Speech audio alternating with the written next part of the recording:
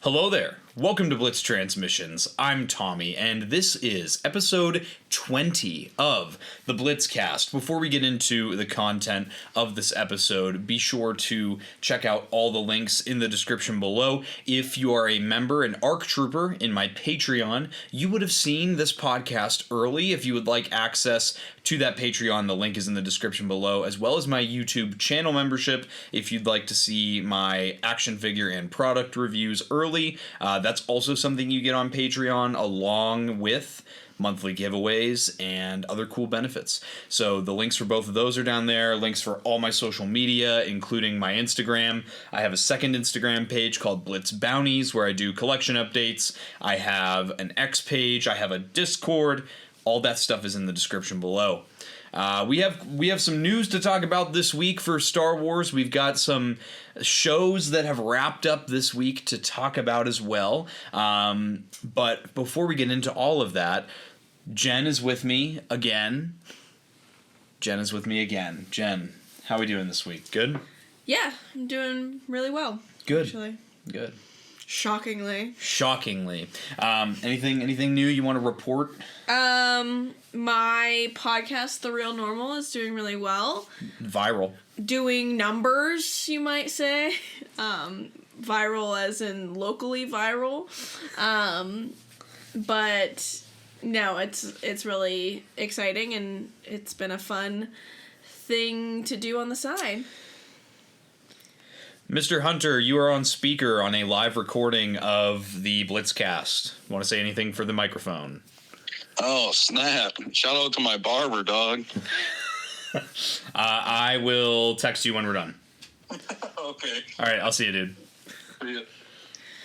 And that was Lay Tendy, one of my boyfriends, live on the Blitzcast. Again, this is like, what, the second or third time? Third time. That's usually when I'm talking.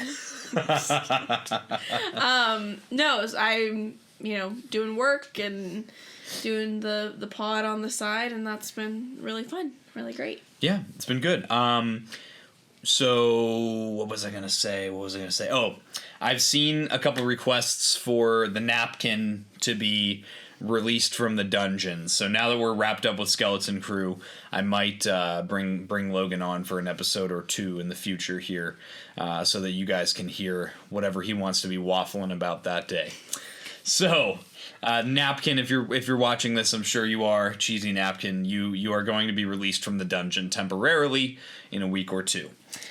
And I don't mind. I don't care. Now that we're done with a new show, Jen's going to be kind of lost on some of the topics I want to talk about week to week. I hope you all know that I am not the one forcing Tommy's hand to have me on the show. Yeah. I am not holding Cheesy Napkin hostage. So I'm holding him in the dungeon. Yeah. Just throwing that out there. So, Jen, we do have some news this week in Star Wars, the first of which is an announcement that has been coming around through the rumor mill of Hollywood that Baylan Skoll, Ray Stevenson's character in Ahsoka, if you're not caught up to speed, Ray Stevenson unfortunately passed away unexpectedly right before the first season of Ahsoka aired on television, so they were able to film everything for season 1. However, obviously, if you haven't watched the show, there's definitely plans for his character going into season 2. So it was very sad to hear him passing. There was a lot of speculation going on as to, would he be recast? Would they do the deepfake thing that they've been doing with, like, Luke Skywalker and Princess Leia? Would they try and CGI him like they did with Grand Moff Tarkin way back in 2016 with the release of Rogue One, or as some Redditors will call it, Star Wars 16? So there's a lot of speculation, and we have come to the... apparently, he has been recast with Rory McCann, most notably for our, area of the world in nerddom. We know him as the Hound in Game of Thrones. So I don't really know much about this actor. I don't really know how he is performance-wise. Jen, I know you watched a little bit of Game of Thrones. I watched Did you get to see him? Yeah. Okay. He's like... Is he a good actor? Yeah. Oh, yeah. Do you think he's good for that type of role? If you've seen Game of Thrones, it was... When Tom said that that's who it was, I was like... Well, he's very, gory in Game of Thrones, but he is a good character. He's like one of the... So he's a good actor. Regular cast member. Okay. Yeah, I mean, he's a good actor. I'm interested to see him in a more sophisticated role. Okay. Because he's like... So he's a little raunchy in the... yeah. Okay. I mean, with a name like the Hound, I would think... Like, his whole thing is that, half his face is burned, and he's, like, a mercenary for the king. And, yeah, that's all I'll say, but... Cool. Okay. Well, yeah, so you heard it from Jen again. I have never watched Game of Thrones, and I really don't have any intention to watch it anytime soon. So, because of that, I really have no opinion one way or the other of on this recast. When I look at pictures of him when he has a nice full beard, I could definitely see the character of Balin Skull in that if they make the beard, lighter, obviously. So, hopefully we get a good performance from him if this, all this is true and it pans out. Obviously, Ahsoka Season 2 sounds like from an interview with Dave Filoni recently that the script is done now. So they're going to move on to the filming set. Or stage of the production, I should say. Whereas, Mandalorian and Grogu movie is done filming completely. Oh, wow. So they're going to be editing that over the next year or so, and then that movie is slated to come out, I think, April or May of 2026. So, and honestly, I'm hyped because I think 2026 is going to be a big year for Star Wars. We have the Mandalorian and Grogu movie releasing, and that's what? I was going to say, and for us, but... Oh. And we're getting married, but that's kind of irrelevant in the midst of all this nonsense, Yeah, that's kind of whatever. But, yeah, the Mandalorian and Grogu movie comes out, and then we also have Ahsoka Season 2 potentially coming out in 2026 as well, which would be dope to get both of those in the same year. A honeymoon watch, if you will. A honeymoon watch. That'd be cool, wouldn't it? Yeah. Yeah. So that's pretty much it on that. The next couple pieces of information are rumors and possible spoilers for the Mandalorian and Grogu movie. If that's not something you're interested in hearing, go ahead and skip ahead to our discussion of the Skeleton Crew Episode 8 finale, where we'll be doing spoiler talk on that episode, not Mandalorian and Grogu. So a couple things have come out. This one came out maybe a couple weeks ago now, but a certain Hutt or Huttlet is going to be making an appearance in the Mandalorian and Grogu movie, voiced by the guy who plays the bear. Wait, like Jeremy Allen White? Yeah. Allegedly, Jeremy Allen White is going to be voicing Rhoda the Huttlet from the Clone Wars movie, who is now an adult in the Mandalorian and Grogu movie. Why hire such a big actor? That's what if these rumors are true. That's what I've been hearing. Like hiring Vin Diesel to do Groot. Yeah, right. That's interesting. Yeah, so that's that rumor. This is another one, like, I think with the kind of character that Mando is, I think that the Hutts would fit perfectly into something like this, especially with, Boba Fett having some issues with some Hutts in the book of Boba Fett. The Hutt twins, if you remember. Oh, I remember. Yeah. And, so I could totally see this, coming into the fold. Also, Din Djarin is a bounty hunter. He has lots of experience as a bounty hunter. So I could totally see the Hutts making sense in this storyline. We'll see how it goes. I think it's probably just going to be like a, for Clone Wars fans, it'll be cool. If it comes true, but we don't even know. This is all just rumors. Okay. Another rumor that has popped up this is the most recent one, and I really don't know how I feel about this. Do you remember Embo from the Clone Wars. He was a bounty hunter that showed up like very frequently in the show. Never had any speaking lines or anything. He had the big saucer hat. Mm-hmm. That apparently he's gonna be the main villain of the Mandalorian and Grogu movie.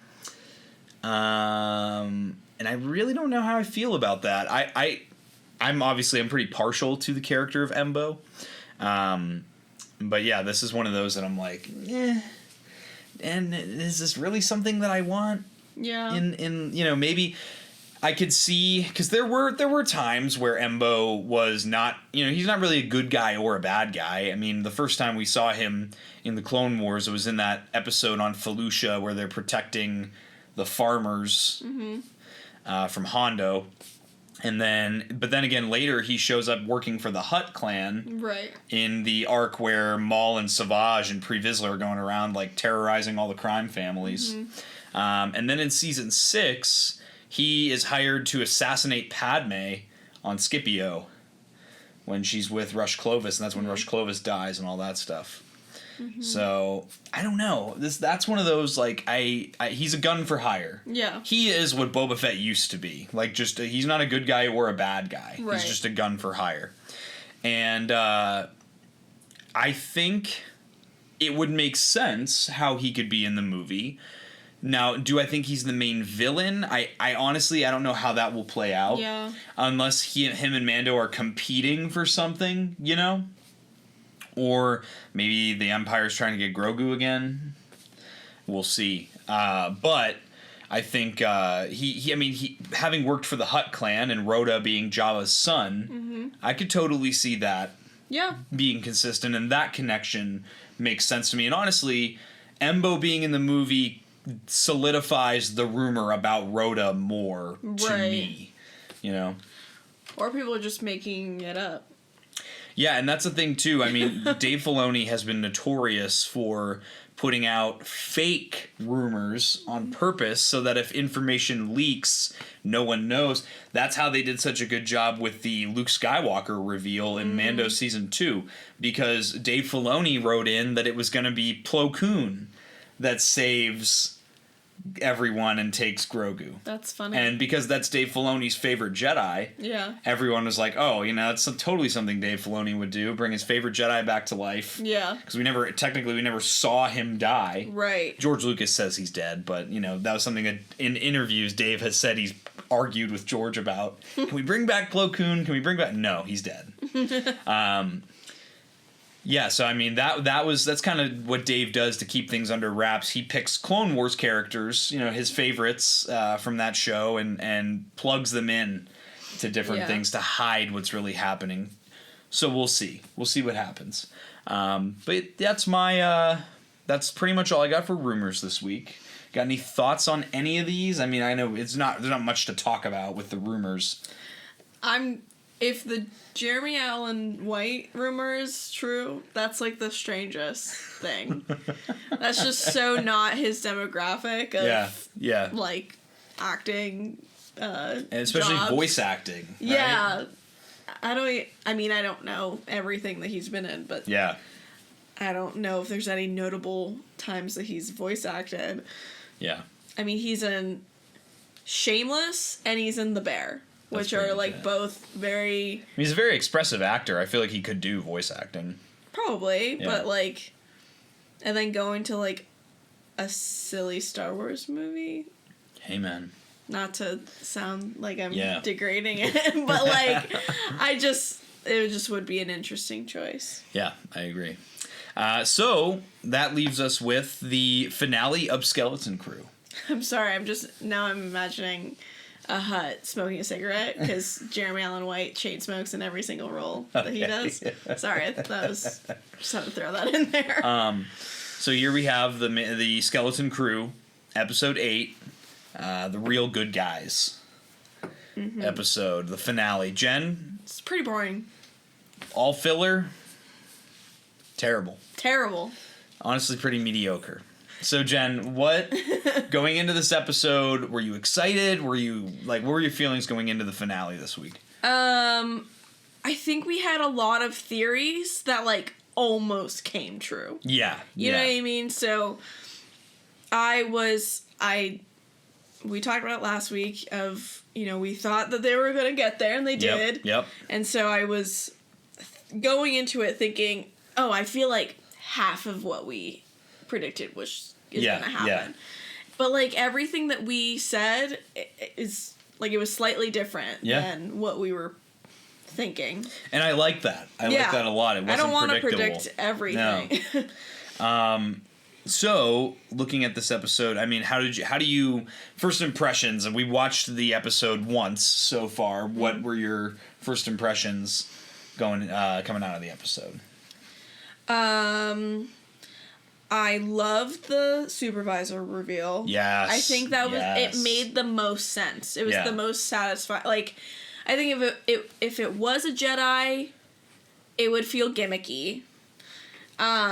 If it was the pirate king or whatever, it would just feel Takranad. If it was Takranad, if it would just be why did you stay? Right. Yeah. And why did you keep this ecosystem going? Mm-hmm. And any other notable, if it was Hondo, which no way. That just would have been out of character for Hondo. I agree. All of our predictions, I think they were solid. Yeah. But none of it felt like it would land. Yeah.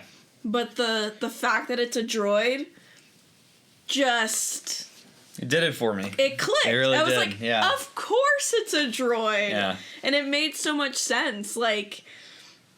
I don't know. It was the most satisfying reveal. Pay no attention to the man behind the curtain type of reveal, And it's the heart of the planet. It controlled all of the electricity and the systems.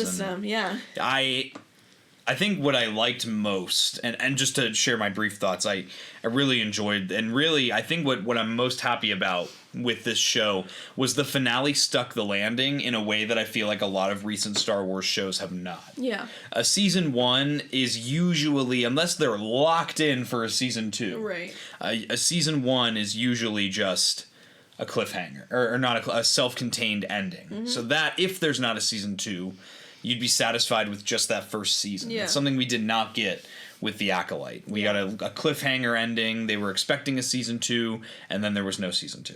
The Book of Boba Fett had a pretty solidified ending. Mm-hmm. But there have been other shows recently that I just haven't, felt like had a good solid ending. And I like that Skeleton Crew stuck the landing. I enjoyed it. I walked out of it happy, satisfied.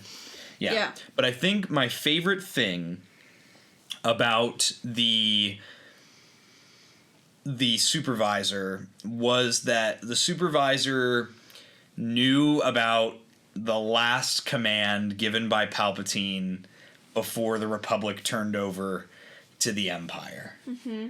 I thought that was something I was wondering about. Yeah. And it was so awesome the way that they put it into the show. Yeah. I loved it. What were your thoughts on that? Kind of good lore moment. Yeah, and I loved how he tricked Jod, the droid tricked him of are you a Jedi, or are you a traitor, or are you a liar? Yeah. And that was such a great moment, because Jod's going off of what the kids have said of admiring him because he's a Jedi. Yeah. And so he thought that everyone was clueless about that. And that was I think that was a great bit of connecting Star Wars lore. Yes. But it wasn't mage, oh my gosh, and it all connects. I agree. Because I don't think, unless there was sprinkles of that throughout the show, it would have felt so gimmicky in the last episode. I agree. So I think that was the perfect amount. Yeah. And then I think what I like about this show is that things just the plot just rolls. There is no I don't know. There's no dilly-dallying, but it's not okay, everyone hurry up and we're going to get to the end and then we're going to, it's a great pace. And I like the pace that the show set from beginning to end. It was consistently paced well. Like Jod just destroying the supervisor. Yeah. That was great. That's like, I'm not expecting that. Yeah. There were a couple moments, I like how leading up to this point, I had this theory that Jod wasn't actually force sensitive and it was all a trick and he was only ever using the force on metal objects. Well, then when the droids are shooting at him and I'm watching him deflect the stun bolts, I'm like, whoa, like only some sort of force sensitive being can do that. And then I think it was when Jod force pushed or pulled someone. That was when I was really like, whoa. Yeah. He actually has the force. It's not just a trick. But I like how they played it throughout the show to make you question it. I mean, even Fern thought it was a trick. Yeah, yeah. She's, she stops her mom. She's like, it's a trick. Yeah. And I just want to say that I thought he had the force the entire time. Whatever. Whatever. So I won that argument. Whatever, dude. I thought it was a great reveal, and I did too. I did like that it was up in the air. Yeah. And when you talk about like with the supervisor, like it's not a connects everything like the sequels and the prequels and the. I like that same line of thought with Jod's reveal of his backstory. Yeah, right. That was awesome. I like that it wasn't. Because I was seeing all the speculations everywhere, like, oh, he was Shaak Ti's apprentice, he was Pong Krell's apprentice, this, that, and the third. And I was like, do we really need to do that, though? When in reality, his backstory is a Jedi survivor of Order 66 finds him and starts to take him under her wing. Yeah. And then he's made to watch her be executed. And it just changed who he was as a person. Yeah. And I thought it did so much for his character. Yeah. Honestly, I really did. Yeah. It made it make sense why he was pretty caring with the kids. Yes. Yeah. Yep. Like he was the bad guy. But he has a soft spot. But he did keep those kids alive that entire time. Yeah.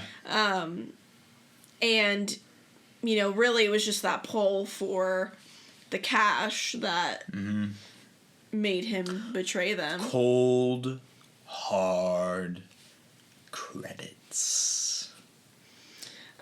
Anyway, I thought it made it make sense of why he was in that gray area of a good guy or a bad guy. If he was shown kindness by this Jedi, and cared for as a child, who was probably on the run because he was force sensitive. Yep.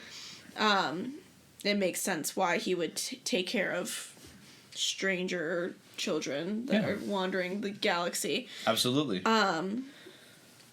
But it also makes sense why he's so hard. Absolutely. On the hard exterior. Exterior and, pick that pirate life. Yeah. I really did. I really did love and honestly felt like his character came full circle. You understand his motivations for everything throughout the show. He's not just a self-serving guy. He has more backstory than that. I'm not going to lie, though. The Farah, Fern's mom, drove me nuts this episode. I get you don't want to let go of the barrier, and I get you don't want your kids to get hurt or anything. But, dude, there were a couple moments in the episode where I'm like, really, bro? Just move it. Let the pirates in. Yeah. Try and stop them from pulling the lever. Yeah. Even though the pirates are actively destroying the city. So you can stop help from getting to you. Come on, man. Crazy. Yeah, it was frustrating, but I like that even the parents have character development, as minor of characters as they were in this show. Wim's dad had some character development as well, and I loved that. It was awesome. Yeah, I loved some of the connection that you could see with, especially Wim and his dad. Yes. And the growth. I was I had a moment, though, when they were back at the house and they're eating, and he's like, well, you're still gonna have to do assessment tomorrow. And I'm like, what? Like, that's what you're talking about? Yeah. Hurry up and get back to normal. Yeah, know? but that's Wim's dad. That's who he is. That's how they were portraying him. And he needed that extra push, even though I feel like having your son lost for whoever days on end, who knows how long, is enough of a push to don't take anything for granted. But I thought that was funny, but in character. Yeah. You know who I really liked that came back in this episode too? I like that they brought Kim, the owl cat alien, back. I thought that maybe she was just a plot device for the third episode of the series. But seeing her in the end really solidified for me as well that the writing was very consistent and thought out throughout the whole series. Everything in the show came back later in the show. There wasn't I can't think of a single thing that felt like it was thrown in there just to be thrown in, like silly little things other than the little like Captain EO little pink cat alien. But that was such an inconsequential thing. That was more like a little fan service nod that was completely inconsequential to the plot, as opposed to like, well, then we're just going to throw this character in, and well, the kids need to go do this, so we'll just give them some sort of thing to do, you know. And it was great. I loved it. It was very enjoyable. It was great to see that character came back and was the device for the X-Wings to come in, for the New Republic to save everyone. And also I just gotta get a little bit of a nerd moment, because one of the coolest ships in Star Wars, the Rebellion B-Wing, aka the Blade Wing, this is the micro-galaxy version. These guys were in the show with the New Republic attack force. And seeing them, like, because what they do is, you only see this in Rebels. This is the first time in live action we ever got to see these ships do this. These 4 lasers connect together and then make a beam. And that was, well, if you watch the show, you would have seen it. But it was really cool because after, these ships first showed up in Return of the Jedi. Okay. So since 1983, this was, I think, the first time ever we've seen those ships actually do that thing. We saw it in Rebels, but that's not the same. So I was really happy to see that was a thing in this show. It looked like the two combined. Like, it looked like the beam went through one ship into the other. No, they were they're both hitting it at the same time. But yeah, I just, for me, that was just such a cool little thing, and that is fan service that I like. Yeah. That's just something that Star Wars fans have always known about since 1983. That's what the Blade Wing, the B-Wing does. And to see it on screen was just something special, especially like with the visual effects we have now. Yeah. To see that, I really liked, again, another thing that came back. What was her name? The girl that kissed Neil earlier in the show, Kara or something like that, or Kara. She tells Neil that there's a giant super turbo laser on top of the school. Well, Neil remembers that at Akron is exactly like at Aden, and Neil uses that knowledge and it comes back again. Again, that's another thing that I thought was, whatever, like, it'd be cool to see that come back later, and then it did. There was payoff. Neil remembers it's there and uses it to distract the pirate vessel, the pirate frigate. It was awesome. And all the kids get to use the skills that they've learned throughout the show to overcome obstacles that they probably wouldn't have been able to overcome in the beginning of the show. I don't know if I imagined it, but when Wim grabs the lightsaber, I think he looks to make sure. He did. Yes, he did. Yeah. Which side he was opening it on. And that's a little detail, though. I like that the writing on this show, I don't know what that is. I like that the writing on the show was intelligent enough to what's the word I'm looking for? To not spoon feed things to you. Like, that's probably, I think it's like that Marvel Cinematic Universe, like, slapstick comedy. Yeah. They would have totally made a huge point out of Wim, You know, like, oh, which side of this? And then, you know, maybe Fern would make a comment to him, you know, like some sort of goofy joke. Open it right this time. Yeah, right. And it was just, but it's like it's a farther away shot.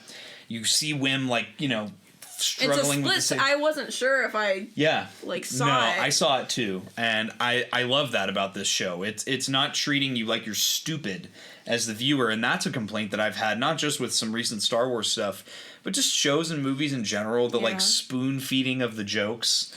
Well, and it shows that the kids got correct direction. Yeah. Thorough direction. Yes.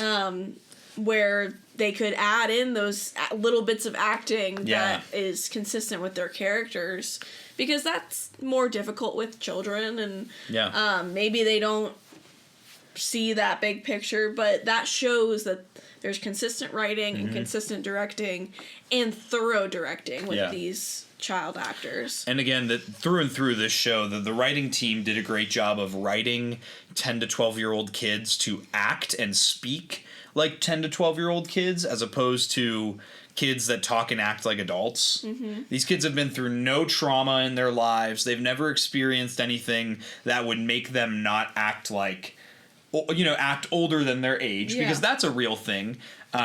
These kids act like children, and it was so authentic through and through.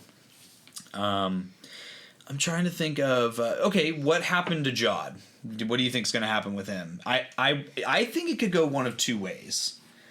I think because in Mando season 3, Carson Teva makes a point to say on Coruscant that the pirate attacks seem more organized than they really are. And I think maybe this might be part of Grand Admiral Thrawn's plan later on, will be to use the pirates as a continued distraction while he gathers his forces and to you know, muster up the troops to start really just attacking the galaxy. And I could see Jod and his crew going to some sort of New Republic prison, and because there are so many whistleblowers and traitors and double agents among the New Republic government, I could see them all being freed and being used by Thrawn as a tool to, you know, later on, you know, kind of just cause chaos wherever. Yeah. And maybe go back to Ad-Atten or something like that, you know, because now the New Republic has presence there. Right. This is just, you know, but I could also see it going that Jod just, you know, they spared Jod's life and we just don't see him again, you know? I don't know. Like, it almost seemed like he was going to die. I know. I thought the ship was going to crash into the supervisor tower. Maybe that was something they were thinking about but didn't do. Yeah. Yeah. So, I think the fact that they didn't show something like that, I think he'll be just picked up by the New Republic. And I don't know if we're going to see him again. I feel like we're going to get a mention in the future, but maybe not. Yeah. Or maybe Ad-Atten shows up. Maybe this is where Thrawn goes next. To get his cash money. Because if Palpatine knew about the mints and knew to tell the supervisor that the Jedi were traitors, then maybe this is like the one they had in reserve. And Thrawn would have known about the secrets with Palpatine, because he was very chummy with Palpatine in the books and stuff. Maybe he would have shown up and been like, "All right, now we're gonna plunder this whole planet." Or maybe he uses the pirates to do that, so it doesn't seem like so it doesn't seem like the Empire is behind it. You know what would have been crazy? For like an end credit shot or something. Yeah. Is just the kids being happy, and then there's a sound of something coming out of hyperspace, and they look up, and it's or it's Thrawn's the Chimera giant ship. That'd have been sick. Yeah. But again, I'm glad that this show didn't, really thrust itself into the broader universe. I like that the story is self-contained. Yeah, but it would, that end credit scene. End credits. Not. It doesn't have to be the whole shebang, but just like a little nod. A little nod would have been nice. Yeah. A nod, na would. Yeah. Yeah. Yeah, when he, like, announced himself at the very beginning, I cracked up. Because I don't think he's, like, fully said his name like that. Jod Na-Na-Wood. I always said Jod Na-Na-Wood. And I like that it rolls off the tongue better as how he says it.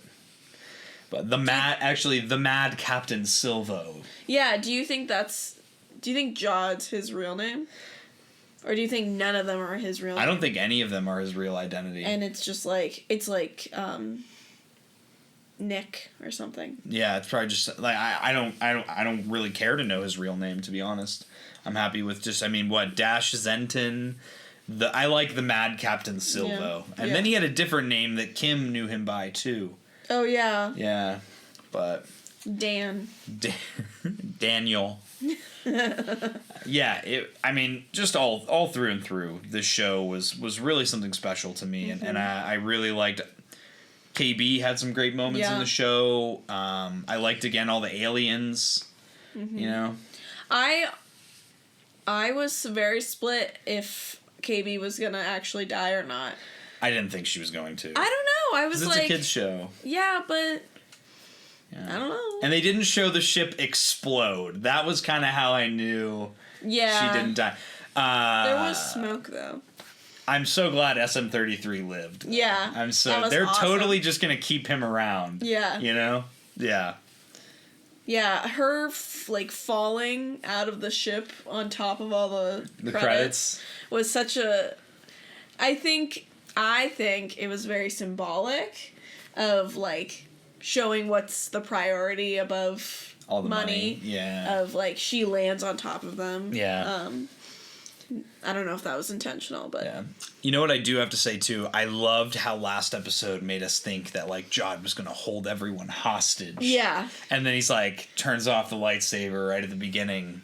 I loved that. That was great to come into this episode. You have that super tense moment, but the tension is even higher now because he's got the capability to just cut them all down, but instead he takes the more snake-like approach and tricks everyone.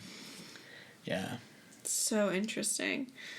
So overall thoughts. Do you have anything else you want to talk about in this episode for Skeleton Crew? No, I think that covers it. I was just really happy with the ending. It just I think you said this probably in your video. I just love that it ended like an 80s movie. It began like an 80s movie and it ended like that. And I think that's why it felt so satisfying. It just Yep. Yeah, that makes sense. Even another detail that came back in the first episode, that older teenager. Yeah. Oh, yeah. He shows up again in the end, and that's how Wim's dad gets the bike. Yeah, that was great. I didn't even catch that little thing, and that's such an '80s thing too. Like Brand takes Data's little sister's little training bike. Yeah, so funny. Yeah, it was very true to its inspirations while also being its own thing. Yeah, and I really being Star Wars. Yeah, being Star Wars. Overall thoughts on the series, Jen? What do we feel about Skeleton Crew as a whole? I think it was a fun watch. I loved the kids. They were the best part of the show. Yeah. I thought it was. I wanted to watch each week. Every single week. I didn't feel like an episode would end and I'm like, okay. We had something to talk about. We would bounce ideas off of each other and it just felt like a cohesive story and a fun watch, an exciting watch. And I enjoyed it. Yeah. Performances were awesome. The direction given to the children were awesome. Jude Law had some amazing scenes where he was giving monologues. My favorite one is probably where he gives his last appeal in front of Brutus and the crew. That was just the level of acting ability that all the actors, young and old, in the show were phenomenal.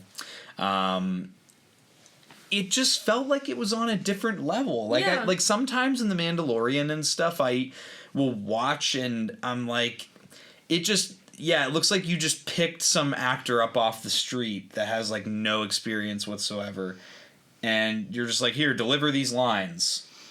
You know what I mean? It felt very sitcom-y sometimes, the way the lines were delivered in The Mandalorian. Whereas in this show, I never had a moment like that with Skeleton Crew. Also, I know you really like fight scenes, but there was plenty of action in this show without it all just being fight scenes. Right, yeah. And I appreciate that, because that's what I feel in, like, The Mandalorian, of, like, okay, another shootout, you know? Yeah. And, yeah, it always, like, is pushing the plot in some way. Yeah. But, you know, I don't think... That scared me so bad. Sorry. I don't know if that's going to pick up on the microphone, but the dog just whined real long outside the door. Like a ghost. Oh my god, sorry. He's such a needy little baby. He's, as my dad says, he's my barnacle. He's always by me. Sorry, that really threw me off. Yeah, I don't need shootout scenes. Yeah. That's numbers. Wow, I'm getting so distracted right now. Well, my FaceTime for some reason is connected to like 17 other people in my family. Okay. So I'm assuming it's someone trying to FaceTime someone else. Okay. Yeah. I liked the action in this show because it was snappy. It made sense for the show. It made sense with the kids. You know, the kids weren't just like getting shot at every point. Like, they had those moments, but it would have felt like, how did they dodge every single one of those? You know what I mean? Right. And I appreciated that, because I get a little bit tired of the heavy action, heavy shootout, heavy, like, lightsaber. It's like, okay, and I know that maybe people will disagree, but, like, sometimes I'm like, okay, we get that they're fighting each other, you know? So I appreciated that with this show. Yeah. I thought the writing was spot on. I thought the pacing was spot on. This show is the level of quality I would like to see in Star Wars going forward. I think if we can maintain this level of quality as a baseline going forward, people who are passionate about what they're making, people who are knowledgeable on the Star Wars universe and you know, care about what they're making, actors who care about the roles. It's not just a cameo because we're friends with so-and-so. You know, I'm really happy with this show, and I think it struck all the right chords for me. I've said it over and over again. It's a palate cleanser. Yeah. It's a breath of fresh air. It's something I will happily go back to and watch again. And so I guess last thing here, Jen, if you had to give a rating to Skeleton Crew, either a letter grade or a 1 through 10. Well, first, I guess, what do you give the finale? Because I give it a 9 out of 10, I think. I would say a 9 out of 10. Yeah. I was going to say a 9.5 out of 10 for the entire series. Yeah. Okay. I give it an A. I gave it a 9 out of 10 on my little independent series review myself. And yeah, I have nothing but high praise for this show. This show is great for someone who doesn't know anything about Star Wars. This show it's a great entry-level show to maybe introduce you to the universe. This show is really cool. When it comes to being a big Star Wars fan, there's lots of things that harken back to, you know, old Star Wars, new Star Wars. It's great, and there's great things to pick up on that doesn't take away from your enjoyment of the show. Yeah, nothing but high praise. That's pretty much it. Jen, any closing remarks on the Skeleton Crew? Watch it if you haven't. And be kind to one another. Correct. And with that, guys, thanks again for watching the Blitzcast. It's been a blast covering this show with you all. The first full series that the Blitzcast has covered week to week, so I'm very happy about that. If you enjoyed, make sure to comment if you're on a platform where you can do so. Let us know what you thought of the Skeleton Crew. Make sure to check out Jen's podcast, The Real Normal. You can find it on Spotify, Amazon Music, Apple Podcasts, pretty much anywhere else where you can get your podcasts at. if you are a podcast listener who enjoys talking about the real world as far as self-improvement goes and things like that. And then, as always, again, make sure to check out all the links in the description below. And with that, thanks for watching this podcast. We'll see you in the next episode of the Blitzcast, and may the Force be with you. Breaking off. All units, fire at will. 4-2, pick your targets. Too many, Captain. Watch your stabilizer, Gold 6. Anybody cover me. I got 2 vultures on my tail. You've got to hold them here. Watch your left. I can't shake them. I'm